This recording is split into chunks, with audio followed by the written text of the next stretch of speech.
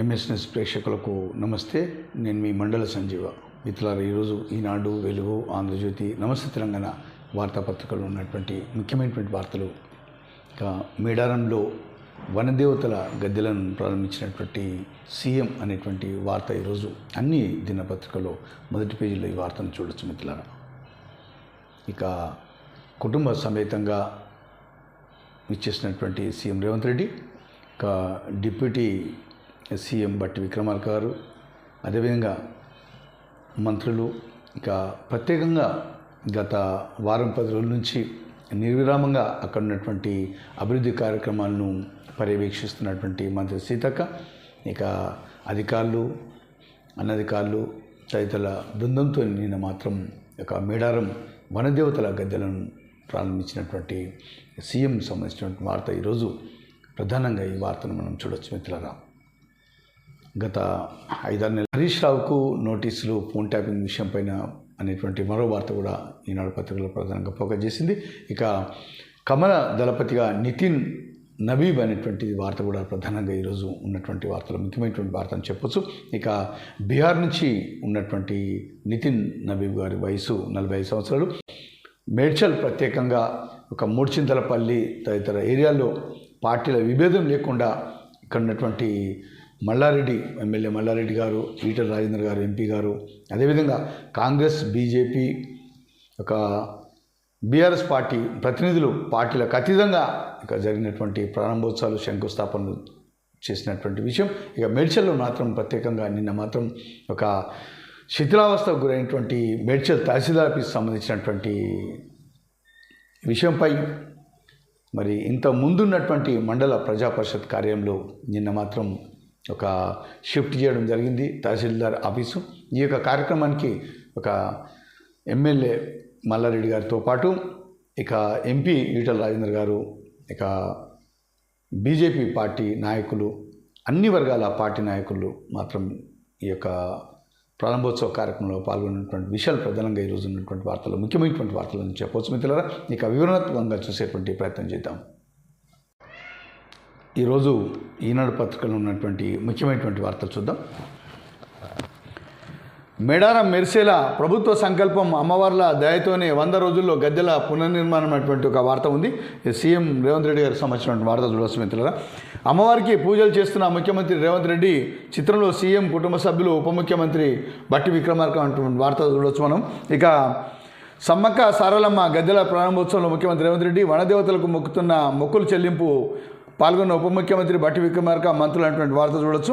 ఇక మేడారంలో వనదేవతల గద్దెల పునర్నిర్మాణ పనులను ప్రభుత్వం సంకల్పం, అమ్మవార్ల దయతో 100 రోజుల్లోనే పూర్తి చేశామని, ఇందులో అందరి కృషి ఉందని ముఖ్యమంత్రి రేవంత్ రెడ్డి పేర్కొన్నటువంటి వార్తను చూడవచ్చు మిత్రులారా. ఇక అదేవిధంగా హరీష్ రావుకు సిట్ నోటీసులు, నేడు విచారణకు రావాలని సూచన, ఫోన్ ట్యాపింగ్ కేసులో కీలక పరిణామం అనేటువంటి వార్త ఉంది. ఇక బొగ్గు స్కామ్పై సిబిఐ విచారణ కోరాలనేటువంటి ఒక వార్త హరీష్ రావు డిమాండ్ చేసినటువంటి వార్త చూడవచ్చు. ఇక కమల దళపతిగా నితిన్ నబీబ్ అనేటువంటి వార్త చూడవచ్చు. నబీబ్ అనే వార్త, ఎన్నిక ఏకగ్రీవం 45 ఏళ్లకే భాజపా పగ్గాలు, బీహార్లో పుట్టిన నేతకు తొలిసారి అవకాశం అనేటువంటి వార్త చూడవచ్చు. మరి వీరి గురించి చెప్పాలంటే మిత్రులారా, పార్టీ పుట్టినప్పుడు జన్మించిన నేత నితిన్ నబీబ్ భాజపా పుట్టిన సంవత్సరం 1980లో రాంచీలో జన్మించాడు. ఇక 2006లో ఆయన రాజకీయాల్లో ప్రవేశించి వరుసగా 2010, 15, 20, 25లో ఎన్నిక కూడా జరిగింది ఎమ్మెల్యేగా. ఇక్కడలోని ముఖ్యమైనటువంటి వార్తలు చూద్దాం. తల్లులకు తొలి పూజ, మేడారంలో వనదేవతల గద్దెలు ప్రారంభించిన సీఎం రేవంత్.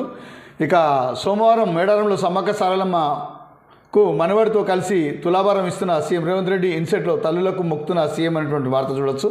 ఇక ఇక్కడ చూడవచ్చు మిత్రులారా, డిప్యూటీ సీఎంతో పాటు రేవంత్ రెడ్డి మన్మన్తో మరి ఒక మేడారంలో అంటే ముఖ్యంగా ఈ యొక్క బెల్లం ఇస్తారు.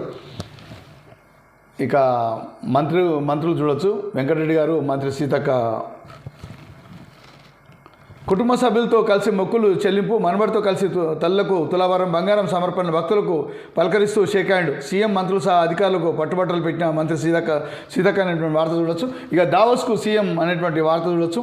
ట్రంప్ వర్సెస్ EU గ్రీన్లాండ్పై ముదురుతున్న లొల్లినటువంటి వార్త చూడవచ్చు. స్పీకర్కు సుప్రీం నోటీసులు. పార్టీ ఫిరాయింపుల వ్యవహారంలో ఎల్ఎన్టీ పిటిషన్పై విచారణ. ఇప్పటికే బీఆర్ఎస్ నేతలు దాఖలు చేసిన ఇతర పిటిషన్లు జత చేసిన బెంచ్ అండ్ వార్త చూడవచ్చు. గ్రీన్లాండ్ను స్వాధీనం చేసుకుంటాం ట్రంప్కు సంబంధించిన వార్త. ఇక పల్లెల పైసల పంచాయతీ అంటే వార్త చూడవచ్చు. 270 మిత్ర సిటీ శివారు వార్తలు ఒకసారి చూద్దాం. ప్రజావాణి అర్జీలను జాప్యం చేయదు. ఇది మేడ్చల్ కలెక్టరేట్కి సంబంధించిన వార్త మిత్రులారా. వినతులు స్వీకరిస్తున్న అధికారి హరిప్రియ. నిన్న మాత్రం 67 అర్జీలు వచ్చినాయి. ఇక సౌండ్ చేయొద్దు అనేటువంటిది ఒకటి. మల్కాజిగిరి కమిషనరేట్ పరిధిలో డీజేలపై నిషేధం అనేటువంటి వార్త.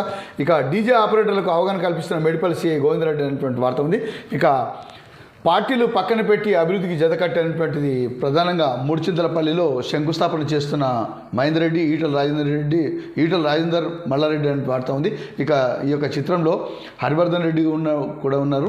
ఇక వజ్రేష్ యాదవ్, వీరు మాత్రం ఈటల రాజేందర్ గారు. ఇక బీజేపీ భాస్కర్ రెడ్డి గారు, ఇక పట్నం మహేందర్ రెడ్డి గారు ఫోటోలో ఉన్నటువంటి వ్యక్తులు.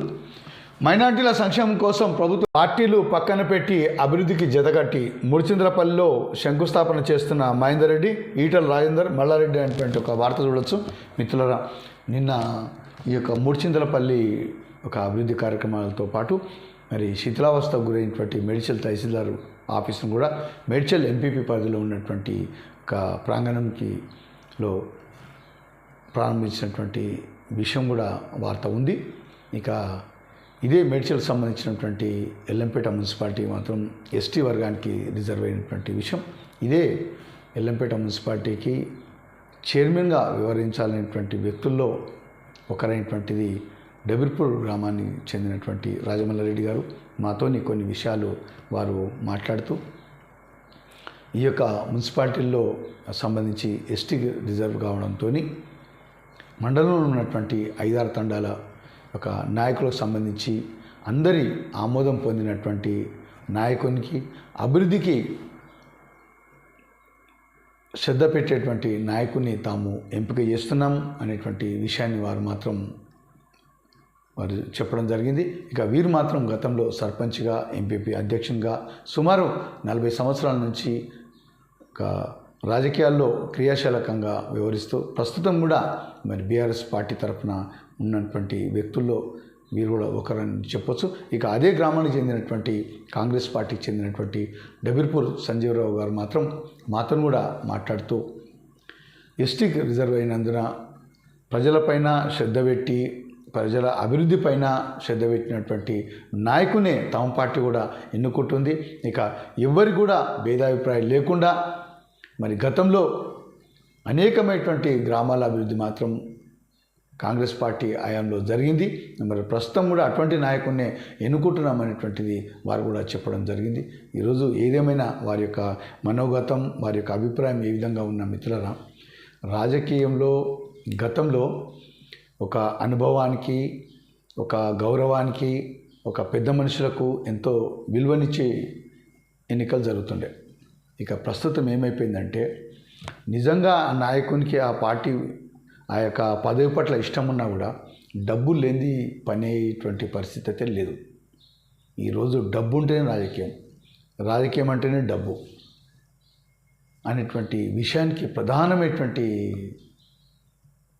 విషయం అని చెప్పొచ్చు మిత్రులారా. గతంలో ఇటువంటి పరిస్థితి లేకుండే.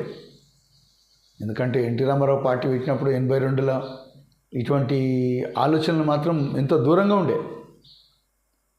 ఏదో కొద్దిగా ఆ పెద్ద మనుషులకు కానీ కొంతమందికి మాత్రం ఏదో ఒక మర్యాద అనేటువంటి విషయానికి సంబంధించినటువంటి విషయానికే ఉండే. కానీ ఈరోజు మాత్రం ఓటర్లు వెనుక డబ్బు, డబ్బు వెనుక నాయకులు, నాయకులు వెనుక డబ్బు అనేటువంటి ఒక వలయ చక్రంలో మాత్రం ఇరుక్కున్నబడ్డారు అనేటువంటి విషయం ప్రధానంగా మనకి ఈరోజు కనిపిస్తుంది మిత్రులారా. ఇలా 1 కోటి రూపాయలు, 2 కోట్ల రూపాయలు ఖర్చు పెట్టింది రాజకీయం లేనేలేదు అనేటువంటి విషయం మాత్రం ఒక తెర మీదకి వచ్చినటువంటి విషయం. ఏదేమైనా మిత్రులారా, ఈ యొక్క 5-6 రోజులు ఏదో ఒక 5-10 వేలు ఇచ్చేటువంటి వ్యక్తులకు పట్టం కట్టకుండా ప్రజలపైన శ్రద్ధ, అభివృద్ధిపైన శ్రద్ధ, ఒక మంచి గొప్ప ఆశయం ఉన్నటువంటి వ్యక్తినే మరి ఎన్నుకుంటేనే కానీ దీర్ఘకాలికంగా పనులు జరుగుతాయి. మరి అభివృద్ధి ఉంటుంది అనేటువంటి విషయం మాత్రం ఓటర్లు మరవద్దు. ఈ విషయానికే ప్రాధాన్యత ఇవ్వాలనేటువంటిది మా యొక్క ఎంఎస్ న్యూస్ ఛానల్ తరఫున 2 మాటలు చెప్పేటువంటి ప్రయత్నం. మరి ఈరోజు ఉన్నటువంటి వార్తలు మీకు చదివి వినిపించేటువంటి ప్రయత్నం చేశాం. ఇవి ఈనాటి వార్తలు. నమస్తే మిత్రులారా.